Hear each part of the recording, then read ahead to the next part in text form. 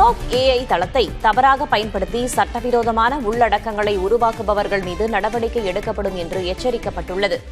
இதுகுறித்து எக்ஸ் தளத்தின் நிறுவனர் எலான் மஸ்க் வெளியிட்டுள்ள பதிவில், சட்டவிரோத தகவல்களை இணையத்தில் பதிவேற்றுபவர்களுக்கு என்ன தண்டனை கிடைக்குமோ, குரோக் ஏஐ தளத்தை அத்தகைய உள்ளடக்கங்களை உருவாக்குபவர்களும் அதை சந்திக்க நேரிடும் என்று தெரிவித்துள்ளார்.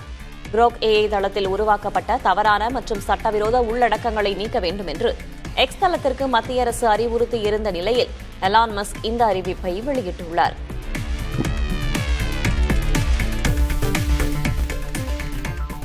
பொங்கல் பண்டிகையொட்டி அரிசி அட்டைதாரர்களுக்கு 3000 ரூபாய் வழங்கப்படும் என முதல்வர் மு.க.ஸ்டாலின் அறிவித்துள்ளார்.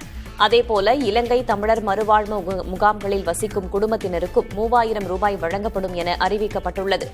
ஏற்கனவே 1 கிலோ பச்சரிசி, 1 கிலோ சர்க்கரை, முழு கரும்பு வழங்கப்படும் என்று அறிவிக்கப்பட்டிருந்த நிலையில் தற்போது 2.22 கோடி அரிசி குடும்ப அட்டைதாரர்களுக்கு 3000 ரூபாய் வழங்கப்படும் என்று அறிவிக்கப்பட்டுள்ளது. இதற்காக தமிழக அரசு 6936 கோடி ரூபாய் நிதி ஒதுக்கீடு செய்துள்ளது. பொங்கலுக்கு முன்பாக பரிசு தொகுப்பும் 3000 ரூபாயும் நியாய விலை கடை மூலம் விநியோகிக்கப்படும் என அறிவிக்கப்பட்டுள்ளது. கல்லூரி மாணவர்கள் 20 லட்சம் பேருக்கு மடிக்கணினி வழங்கும் உலகம் உங்கள் கையில் திட்டத்தை முதல்வர் மு.க.ஸ்டாலின் நாளை தொடங்கி வைக்க இருக்கிறார். சென்னை நந்தம்பாக்கம் வர்த்தக மைய வளாகத்தில் திங்கட்கிழமை மாலை 3 மணி அளவில் திட்ட தொடக்க விழா நடைபெறுகிறது. இந்த திட்டத்தின் கீழ் முதற்கட்டமாக 10 லட்சம் மாணவர்களுக்கு மடிக்கணினிகள் வழங்கப்பட உள்ளன. கல்லூரி மாணவர்களின் திறன் வளர்ச்சி மற்றும் டிஜிட்டல் முன்னேற்றத்திற்காக அரசு பொறியியல், கலை மற்றும் அறிவியல், மருத்துவம், விவசாயம், சட்டம், பலவகை தொழில்நுட்ப கல்லூரி, தொழில்துறை பயிற்சி போன்ற அனைத்து துறைகள் சார்ந்த மாணவர்களுக்கும் மடிக்கணினிகள் வழங்கப்படுகின்றன.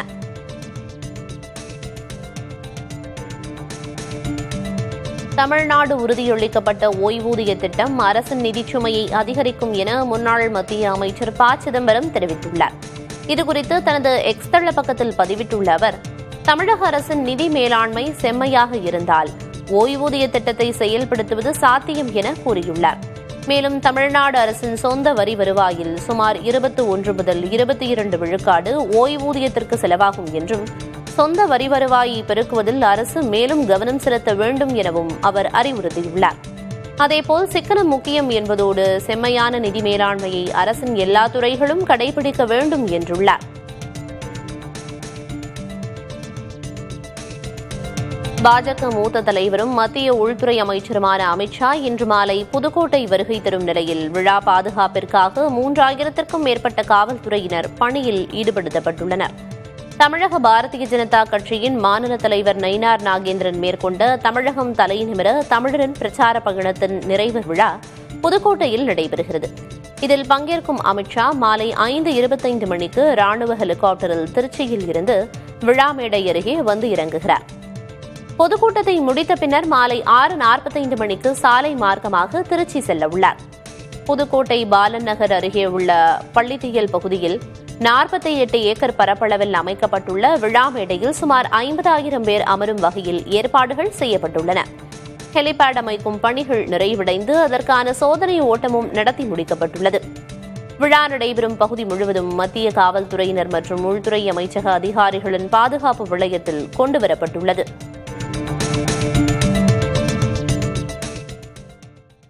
திமுக மூத்த தலைவரும் முன்னாள் எம்பியுமான எல். கணேசன் உடல்நலக்குறைவால் காலமானார். அவருக்கு வயது 92. தஞ்சை ஒரத்தநாட்டைச் சேர்ந்த எல். கணேசன் மொழிப்போர் தளபதி என்றும் எல்ஜி எனவும் அரசியல் வட்டாரத்தில் அழைக்கப்பட்டார்.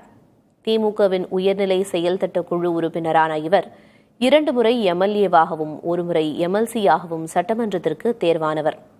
திமுக சார்பில் மாநிலங்களவை எம்பியாக பதவி வகித்துள்ள எல். கணேசன் 2004இல் மதிமுக சார்பில் திருச்சி மக்களவை தொகுதி எம்பியாக தேர்வானவர்.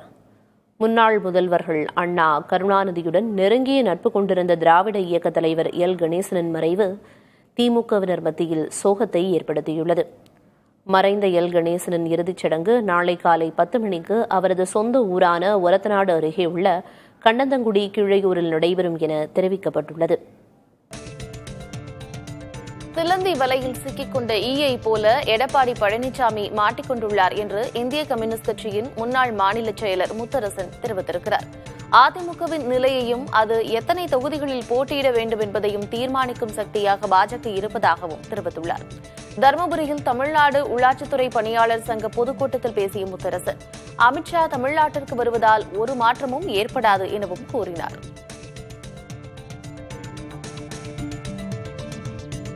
என்ன மாற்றம் வரும்? மாற்றம்னா எனக்கு ஒன்றும் புரியலையே. என்ன மாற்றம் வரும்? தமிழ்நாடாக தான் இருக்கும். தமிழ்நாடு பீகாராக மாறாது, தமிழ்நாடு உத்தரப்பிரதேசமாக மாறாது, தமிழ்நாடு அயோத்தியா மாறாது. தமிழ்நாடாகத்தான் இருக்கும். வேணா அங்கங்கே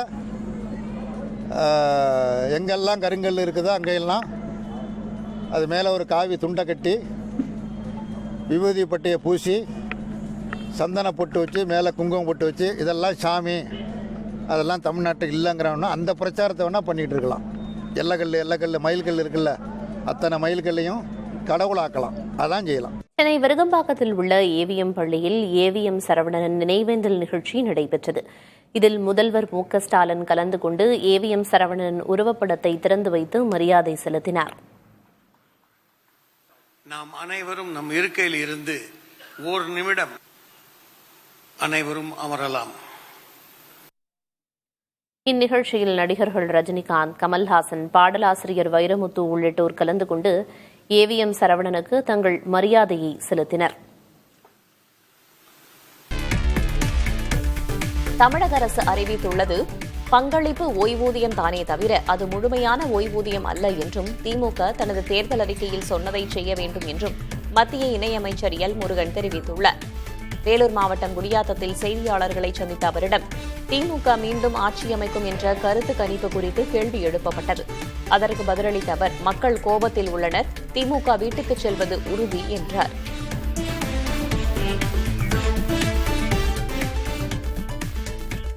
(2026) தேர்தலில் திமுக 200 தொகுதிகளுக்கு மேல் வெற்றி பெறும் என்று திமுக அமைப்புச் செயலர் RS பாரதி தெரிவித்துள்ளார். ஈரோடு மாவட்டம் சென்னிமலையில் செய்தியாளர்களை சந்தித்த அவரிடம் முதல்வர் வேட்பாளருக்கான கருத்து கணிப்பில் தாவேக தலைவர் விஜய் 2வது இடத்தில் வந்திருப்பது குறித்து கேள்வி எழுப்பப்பட்டது. அதற்கு தேர்தல் முடிந்ததும் இதற்கு பதிலளிக்கிறேன் என்றார். ஒரு கணிப்பு இல்லை, எல்லா கணிப்பும் அப்படிதான் இருக்கு. தொடர்ந்து 2019 தொடர் வெற்றியாக தான் இருக்கு. ஒவ்வொரு தேர்தலுக்கும் கூடுதலாக இருக்கு. 2019 39 ஜெயிச்சோம், 2024 40 ஜெயிச்சிட்டோம். அதே மாதிரி போன வாட்டி வாங்கின சட்டமன்றத்தில் 153 பேர் ஜெயிச்சோம். இப்போ இந்த முறை 200 தாண்டும். ஒரு தேர்தலில் நின்று முடிவுக்கு வந்த பிறகு தான் அதெல்லாம் சொல்ல முடியும். அப்படின்னு நீங்கள் யார் சொல்றது? அது அதை பற்றி நீங்கள் தேர்தல் முடியிட்டோம், அதுக்கப்புறம் என்னன்னு பார்த்து நீங்கள் சொல்லுங்கள். விஜயை பார்த்து அதிமுக பயப்படவில்லை என்று முன்னாள் அமைச்சர் திண்டுக்கல் சீனிவாசன் கூறினார். சிவகங்கையில் நடைபெற்ற வீரமங்கை வேலுநாச்சியாரின் 296வது பிறந்தநாள் விழாவில் பங்கேற்ற பின்னர் செய்தியாளர்களிடம் பேசிய அவர், தமிழகத்தில் அதிமுகவை விட பெரிய கட்சி எதுவும் இல்லை என்றார். அதிமுக கூட்டணியில் பலமான கட்சி இணையுமா இல்லையா என்பதை பொறுத்திருந்து பாருங்கள் என்றும் குறிப்பிட்டார். வரும் சட்டமன்ற தேர்தலில் அதிமுக பாஜக கூட்டணி 180 இடங்களுக்கு மேல் வெற்றி பெற்று ஆட்சி அமைக்கும் என்றும் திண்டுக்கல் சீனிவாசன் உறுதிபட தெரிவித்தார்.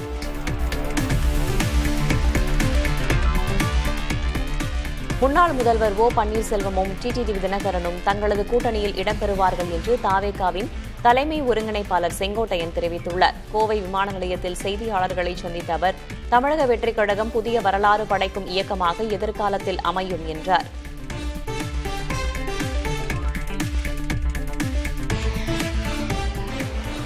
தமிழக வெற்றிக் கழகத்தை பொறுத்தவரையிலும்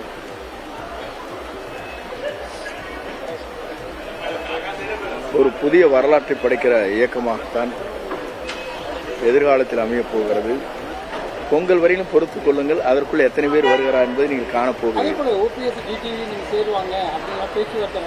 இல்லை, அவர் சேருவார் என்பதல்ல, நம் கூட்டணி இடம்பெறுவார்.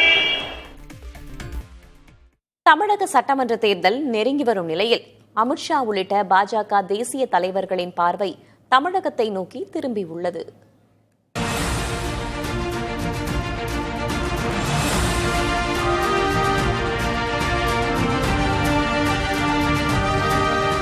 அமித்ஷாவை தொடர்ந்து பிரதமர் நரேந்திர மோடி, தேசிய செயல் தலைவர் நிதின் நபீன், பாஜக தமிழக தேர்தல் பொறுப்பாளர் பியூஷ் கோயல் என அக்கட்சியின் ஜாம்பவான்கள் அடுத்தடுத்து தமிழகத்தில் முகாமிட உள்ளனர்.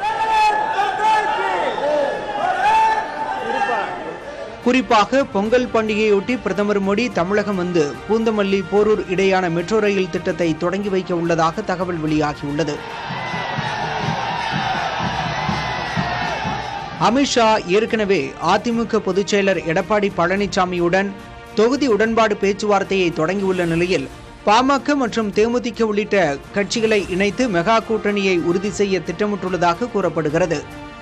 மத்திய பட்ஜெட்டுக்கு முன்னதாக நிதியமைச்சர் நிர்மலா சீதாராமனும் தொழில் முனைவோரை சந்திக்க தமிழகம் வரவுள்ளார். சட்டமன்றத்தில் இரட்டை இலக்க எண்ணிக்கையில் பாஜக உறுப்பினர்களை அமர வைக்க வேண்டும் என்ற இலக்கோடு அக்கட்சி நிர்வாகிகள் தேர்தல் பணிகளில் தீவிரம் காட்டி வருகின்றனர்.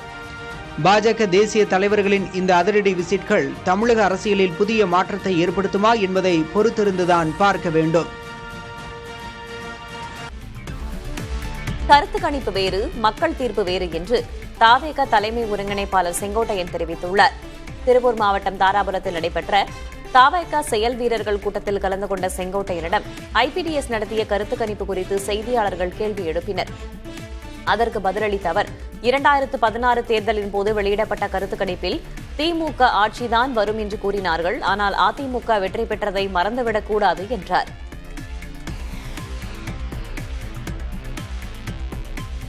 ஒரே ஒரு கருத்தை சொல்கிறேன். நயலா கருத்து 2016 திமுக ஆட்சிதான் வரும் சொன்னாங்க. ஆனால் மாபெரும் வெற்றி ஈட்டி தந்தவர் 234 தொகுதியில் இரட்டை சின்னத்தை நிறுத்தி வெற்றி பெற்ற வரலாற்றை படைத்த தலைவி புரட்சி தலைவி அம்மா, மறந்துவிடக் கூடாது. அன்னைக்கு அப்படிதான் சொன்னாங்க, இன்னைக்கு அதை சொல்லிட்டே இருக்காங்க. கருத்து கணிப்பு வேறு, மக்கள் தீர்ப்பு வேறு, மறந்துவிடக் கூடாது. ஆட்சியிலும் அதிகாரத்திலும் பங்கு என்று ஆஃபர் கொடுத்த பிறகும் விஜயை நம்பி யாரும் தாவேகா கூட்டணிக்கு செல்லவில்லை என்று மார்க்சிஸ்ட் கம்யூனிஸ்ட் கட்சியின் மாநில செயலர் சண்முகம் தெரிவித்துள்ளார். தூத்துக்குடியில் செய்தியாளர்களை சந்தித்த அவர், அதிமுக பாஜக கூட்டணியிலும் இதுவரை வேற எந்த கட்சிகளும் சேர விருப்பம் காட்டவில்லை என்றார். அதிமுக பிஜேபி கடந்த 4 மாத காலமாக அவர்கள் தொடர்ந்து பேசிக் கொண்டிருந்தாலும் யாரும் அவர்களோடு போய் சேரல. அதே மாதிரி திரு விஜய் அவர்கள் தாவேகா ஆட்சியில் பங்கு, அதிகாரத்தில் பங்கு என்றெல்லாம் ஒரு ஆஃபர் கொடுத்ததற்கு பிறகும் அந்த ஆஃபரை ஏற்றுக்கிட்டு நம்பி யாருமே போகல. அதனால் இன்றைய தேதியில் இதுதான் வலுவான அணி. இயல்பாகவே ஏற்கனவே அது வலுவான அணி என்கிற முறையிலும் பல்வேறு நலத்திட்டங்களை நிறைவேற்றியிருக்கிற அரசு திமுக அரசு என்கிற முறையிலும் அதனுடைய வெற்றி வாய்ப்பு என்பது ஏற்கனவே பிரகாசமாகத்தான் இருக்கிறது. போராடி இடஒதுக்கீட்டை பெற்றுத்தந்த பாமக நிறுவனர் ராமதாஸ், பட்டியலின மக்களுக்காக வாழும் திருமாவளவன் ஆகியோரே பெரியார் என்று நாம் தமிழர் கட்சி தலைமை ஒருங்கிணைப்பாளர் சீமான் கூறியுள்ளார். மயிலாடுதுறையில் பெரியாரை போற்றுவோம் பொதுக்கூட்டத்தில் உரையாற்றிய அவர், பாமக நிறுவனர் ராமதாசுக்கு வேண்டுமானால் ஈவேரா பெரியாராக இருக்கலாம் என்று கூறியுள்ளார். ஆனால் இடஒதுக்கீட்டை பெற்றுத்தந்த ராமதாஸ் தான் தங்களின் பெரியார் என்றும் அவர் குறிப்பிட்டார். தொல் திருமாவளவனுக்கு ஈவேரா பெரியாராக இருக்கலாம் என்றும், தமிழ் தேசிய பிள்ளைகளுக்கு திருமாவளவன் தான் பெரியார் என்றும் தெரிவித்தார். மேலும் தமிழ் பெரியார்கள் என்று நீண்ட பட்டியலை சீமான் வாசித்தார். உதிரிகளாக இருந்த மக்களை ஒன்று திரட்டி ஒரு தலைமையின் கீழே கூட்டி இன்றைக்கு ஆட்சி அதிகாரங்களில் அங்கே சட்டமன்றம் பாராளுமன்றத்துக்குள் செல்கிற வாய்ப்பை பெற்றுக் கொடுத்து இன்று வரை அதே நோக்கத்திற்காக போராடி கொண்டிருக்கிற அண்ணன் திருமாவளவன் அவர்கள் அவர்களுக்கெல்லாம் பெரியார். அவருக்கு வேண்டுமானால் ஐயா ஈவேரா பெரியாராக இருக்கலாம். ஆனால் தமிழ் தேசிய பிள்ளைகளுக்கு, வருங்கால தலைமுறைக்கு எங்கள் அண்ணன் திருமாவளவன் எங்களுக்கு பெரியார்.